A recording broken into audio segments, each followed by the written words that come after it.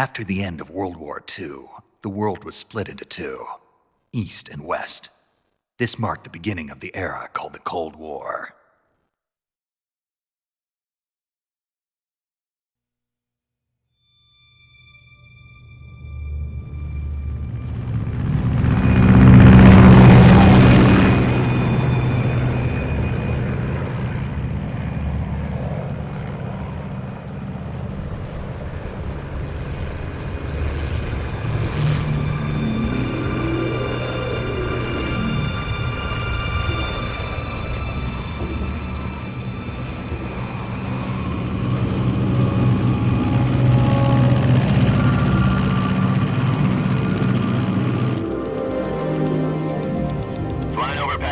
Altitude 30,000 feet. Approaching Soviet airspace.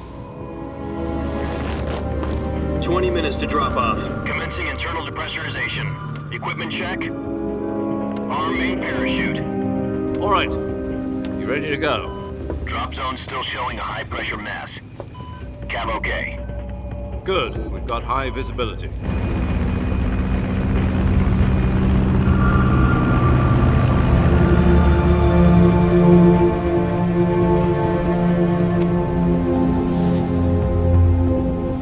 Put out that cigar.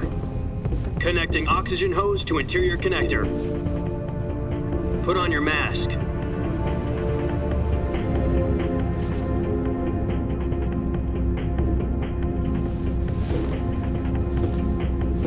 Does this pantywaist know what he's doing? Approaching release point.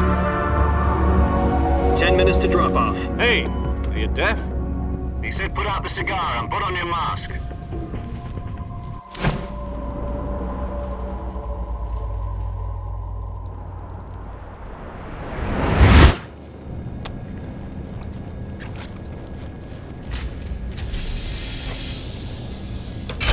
Depressurization complete.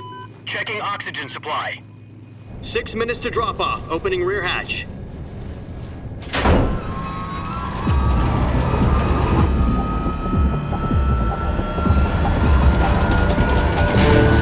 Sunrise.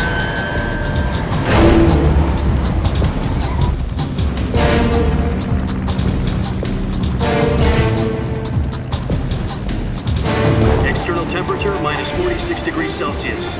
2 minutes to drop off. Stand up. You'll be falling at 130 miles per hour. Try not to get frostbite from the wind chill. 1 minute to drop off. Move to the rear. Activate bailout bottle. This is one for the history books. The world's first halo jump. 10 seconds to drop off. Stand by. Status okay. All green. Prepare for drop-off. Countdown. 5, 4, 3, 2, 1. Spread your wings And fly. God be with you.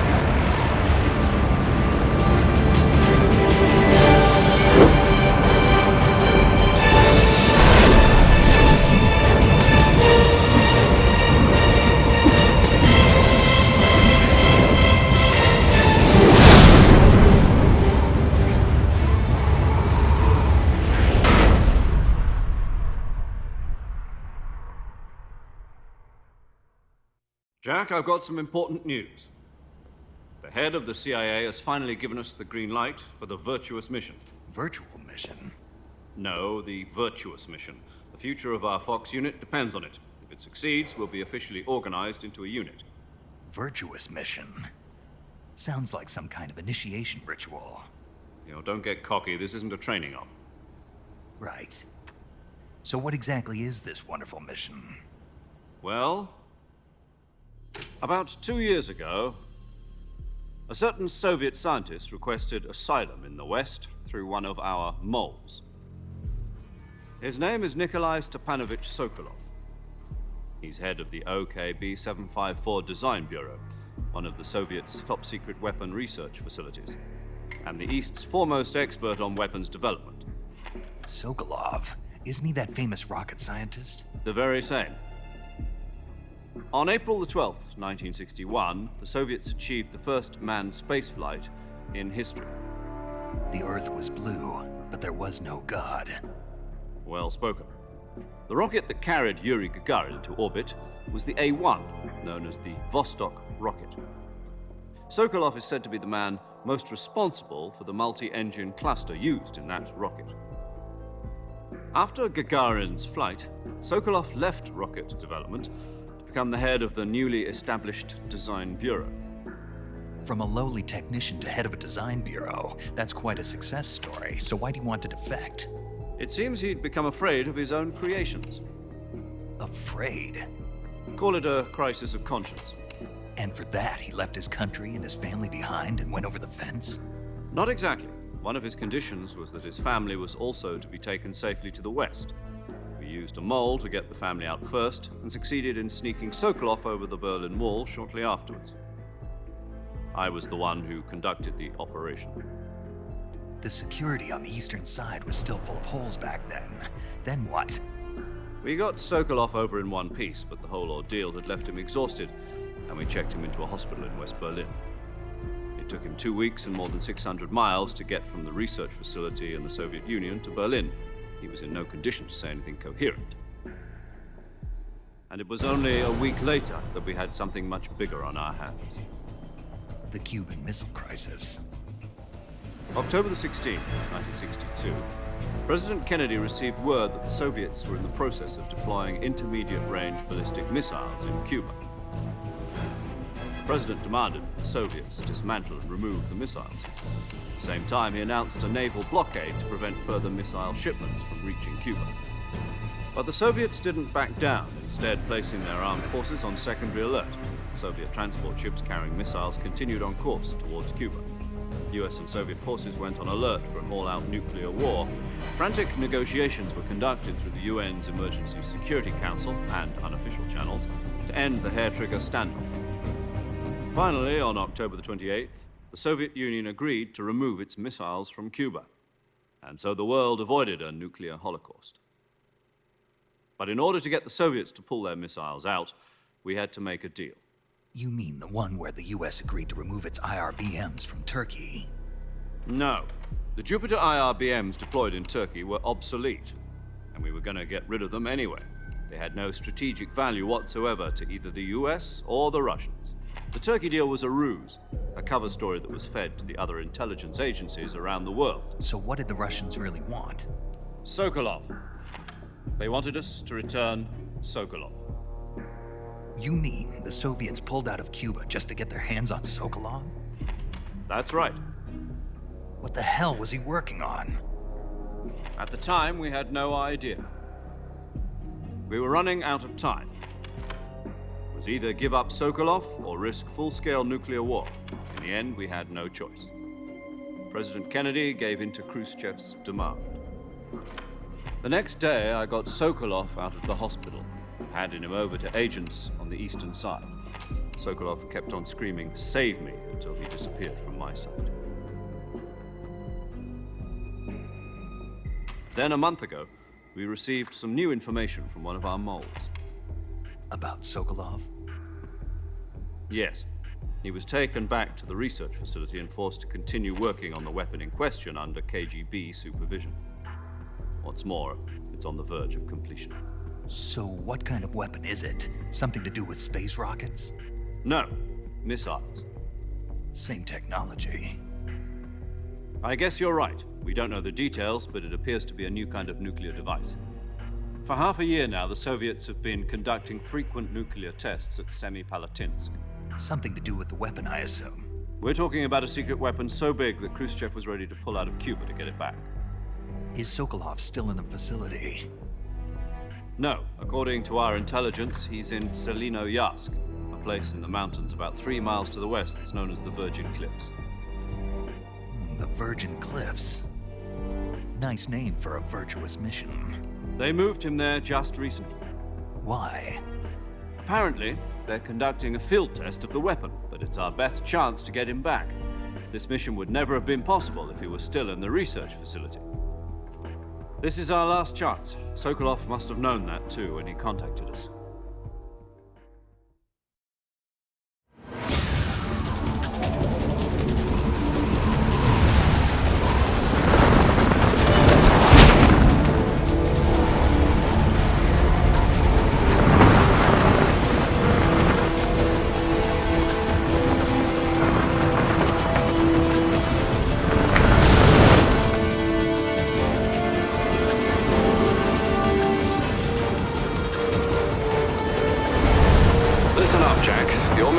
to infiltrate Selino Yask in the Soviet mountains, ensure the safety of Sokolov, and bring him back to the West.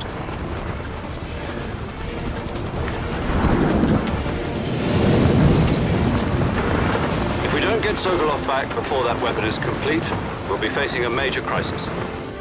The clock is ticking.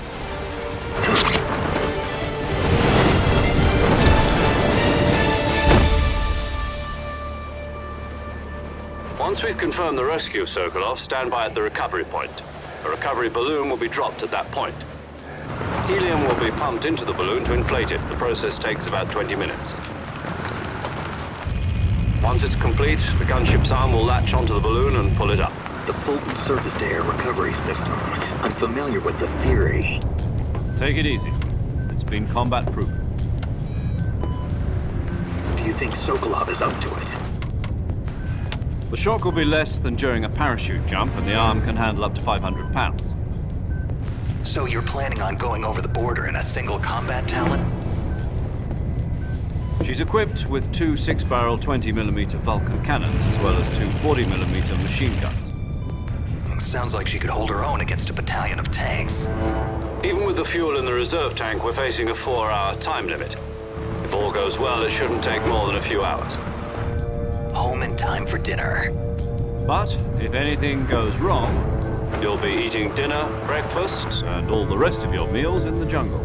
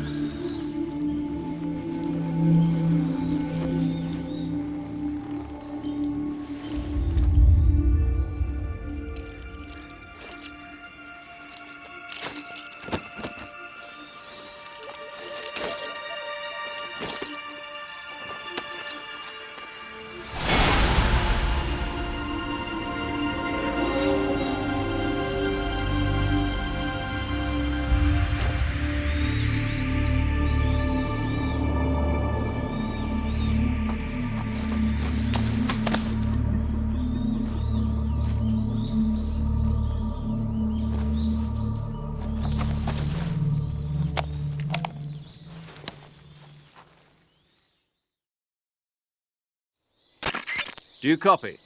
You're already in enemy territory, and somebody might be listening in. From here on out, we'll be using code names to refer to each other. Your code name for this mission will be Naked Snake. I'll be referring to you as Snake from now on. You're not to mention your real name. Snake? What, you don't like snakes? What do you mean? You've eaten one before, haven't you? In survival training. I'm glad to hear that. I don't know if I'd ever order one in a restaurant, but... Be careful, you might not have a choice. What about you, Major? What should I call you? Let's see. I'll be Tom. Call me Major Tom. This will be a sneaking mission. You must not be seen by the enemy. You must leave no trace of your presence. Is that clear? This kind of infiltration is the Fox unit's speciality. In other words, weapons and equipment are procured on site. That goes for food as well. You're completely naked, just as your name implies. Great. Now I see why you asked me if I like snakes. I suppose calling me Snake was your idea of a joke, too. No. There's a good reason for that. I'll tell you later when the time is right. Gotcha. Getting back to the subject, how exactly am I supposed to feed myself? You've been issued a knife and a tranquilizer gun. Use them to hunt for food. You'll also find some medical supplies in your backpack. Yeah, about the backpack. I lost it in a tree on the way down. I see. Well, you'd better go back and get it then. You know where it is? No problem. I can see it from here. It's stuck on a branch. To climb a tree, Stand in front of a tree that's covered in ivy and press the action button. I'll be monitoring your progress over the radio. We can't risk violating Soviet airspace, but I'll be in the gunship. My frequency is 140.85. I'll give you a call if I need to talk to you. If you need to talk to me, use the send function. Okay, Snake, go get your backpack.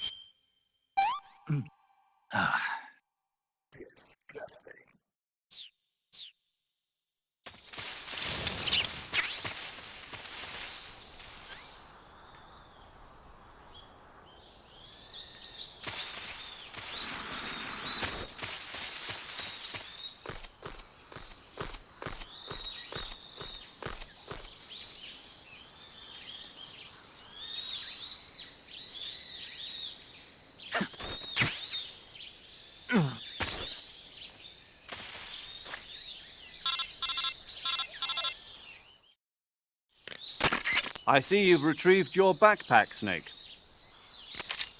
To equip a weapon, it's necessary to take it out of your backpack. In the survival viewer, choose Weapon from the backpack. Your available weapons will be displayed in a window in the upper left. From that list, choose the weapon you want to equip and press the Enter button. For other equipped items, just do the same thing from Item. Got it. Use the survival viewer backpack. Yep, that's right. Survival is fundamental to this mission. After you've been out in the field for a while, your stamina will start to drop. If your stamina gets too low, it'll affect your performance. You won't be able to shoot accurately, for example, and your wounds won't heal as smoothly. Keep an eye on your stamina so you don't run out. To recover lost stamina, you can hunt for local flora and fauna. You can use either your tranquilizer gun or your knife to hunt. My only weapon is a Mark 22 Hush Puppy tranquilizer gun? That's right. It's been fitted with its own suppressor. However, the suppressor will deteriorate every time you fire. Once its durability reaches 0, the noise suppression effect will be gone. So don't get too trigger-happy with it. The suppressor's durability is shown in the icon. Any weapons and equipment beyond what you're carrying now, you'll have to find as you go. I have to find my own weapons and equipment? Whose crazy idea was this anyway? Solo covert actions are standard Fox operating procedure. You can't leave any traces of your presence.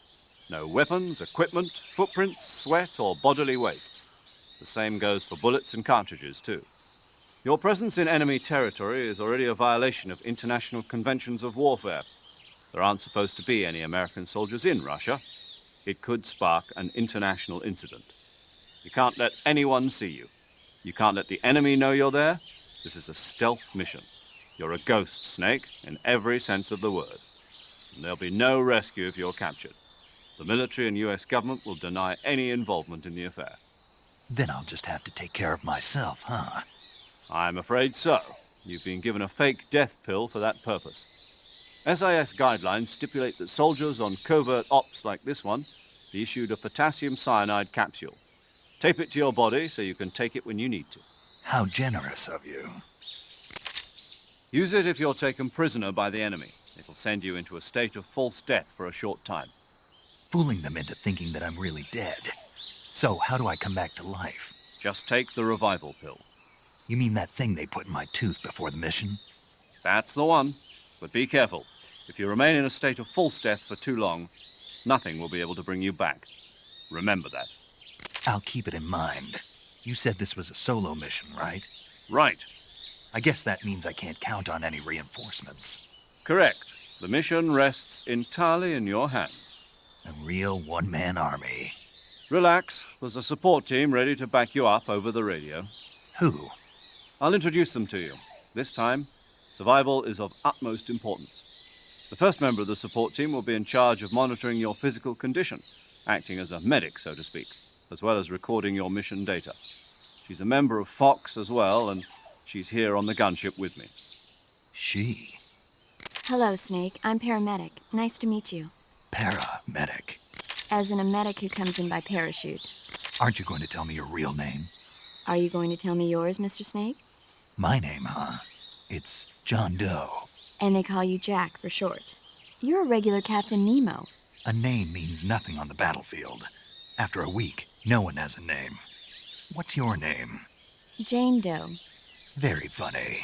I wasn't joking, but I'll tell you my name only if you manage to make it back alive. My frequency is 145.73. She's also in charge of recording your mission data.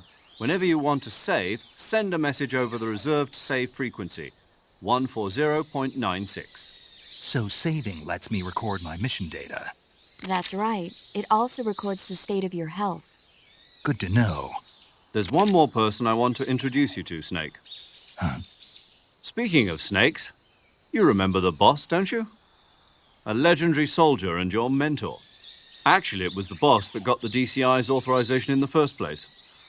She's going to be serving as Fox's mission advisor. The boss is? She also helped me plan this mission. She and I were at SAS together.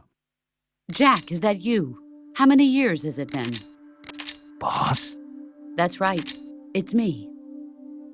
Oh. Talk to me. Let me hear your voice. It's been 5 years, 72 days, and 18 hours. You've lost weight. You can tell just by the sound of my voice. Of course I can. I know all about you. Really? Well, I don't know anything about you. What's that supposed to mean? Why'd you disappear on me all of a sudden? I was on a top-secret mission. You didn't need me anymore. But there were still so many things I wanted you to teach me. No, I taught you everything you needed to know about fighting techniques. I taught you all I could. The rest you needed to learn on your own. Techniques, sure. But what about how to think like a soldier? How to think like a soldier? I can't teach you that. A soldier needs to be strong in spirit, body, and technique.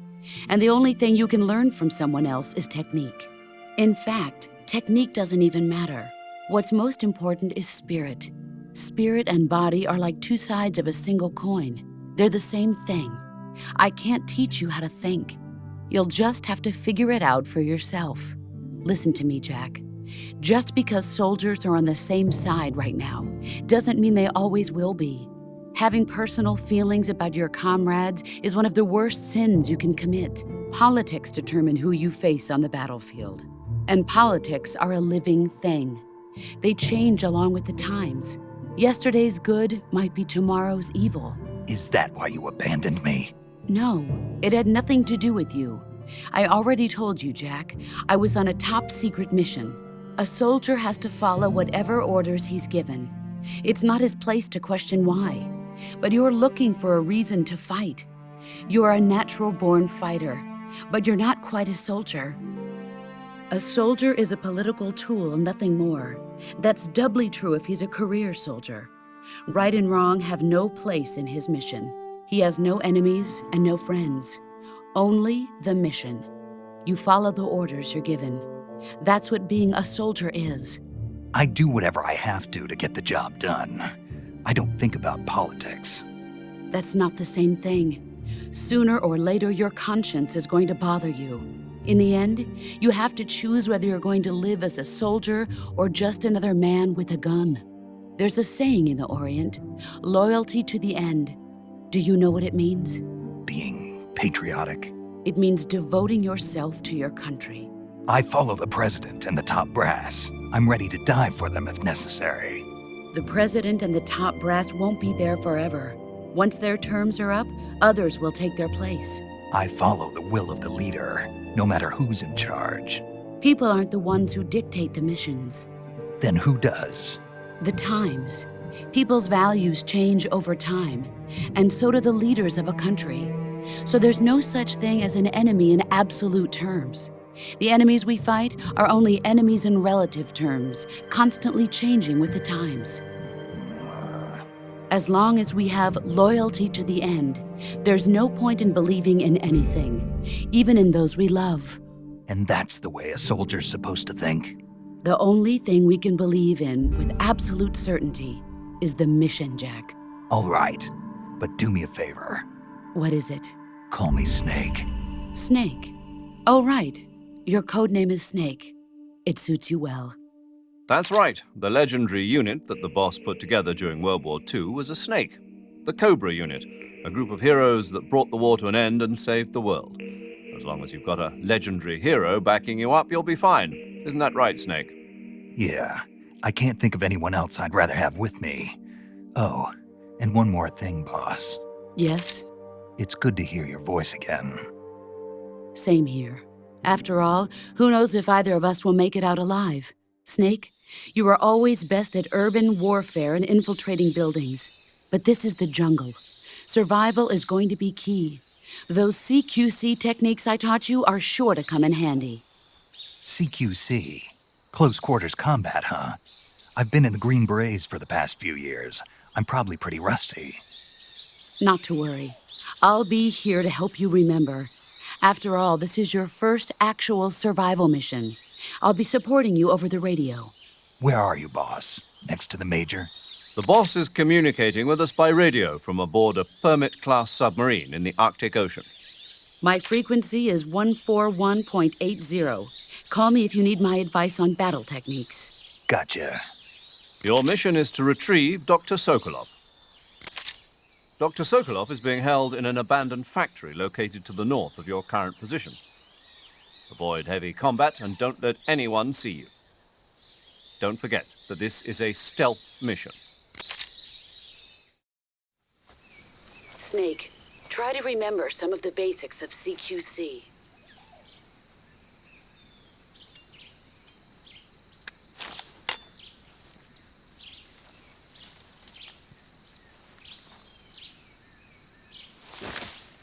Commencing virtuous mission now.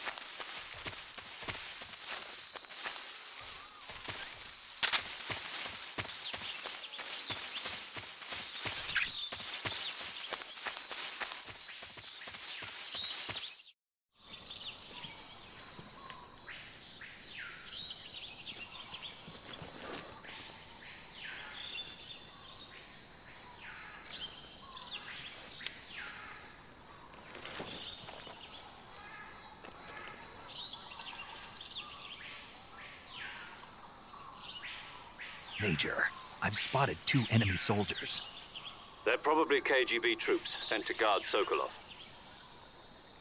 AK-47s and grenades.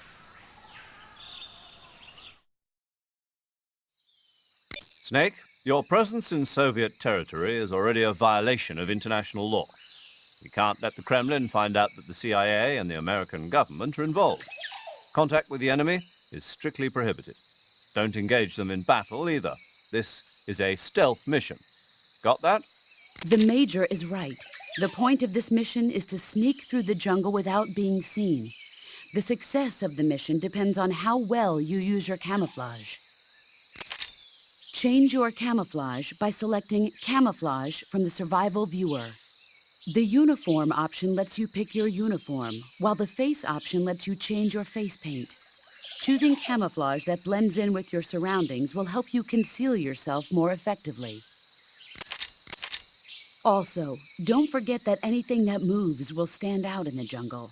If you just stand up and run around like an idiot, you're bound to be spotted. But if you crawl instead, you should be able to sneak by without being noticed.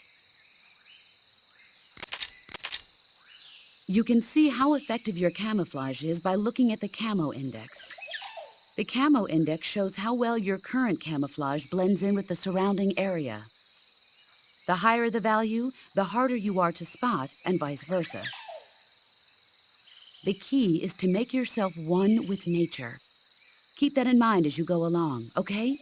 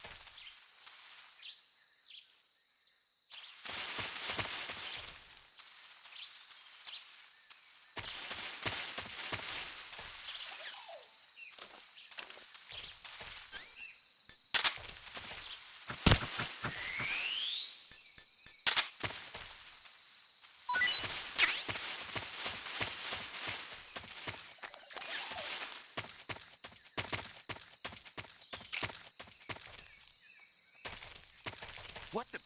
Huh? Who's that?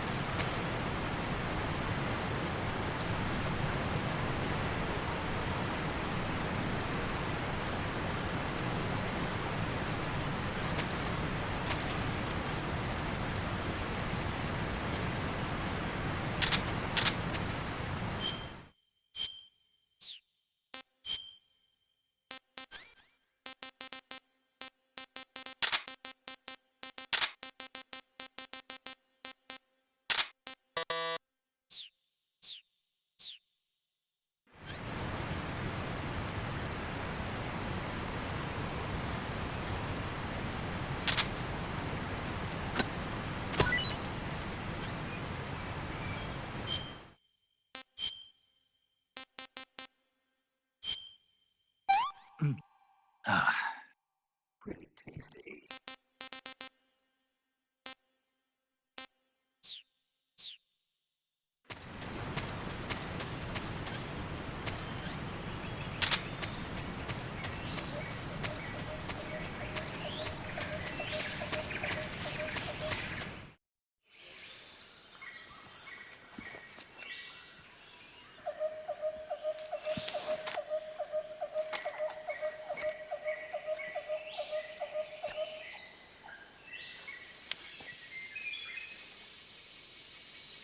Major, I've reached the abandoned factory where Sokolov is supposedly being held. This place is a dump.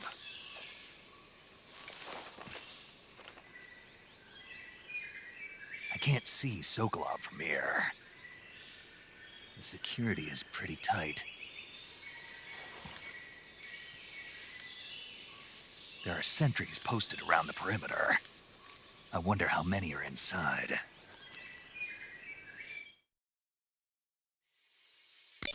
Your objective, Sokolov, is inside the factory. They should be holding him in a room in the northeast section. Northeast section. Got it. Be careful. Your mission is to bring Sokolov back alive. He must not be exposed to any kind of danger. Do not approach Sokolov while in the alert phase. Right. Oh, and one more thing, Snake. You mean there's more? No, it's just that when you get to Sokolov, I want you to tell him something from me. And that is? Sorry for being so late. Is that all? Yes. Understood. Beginning my approach to the target.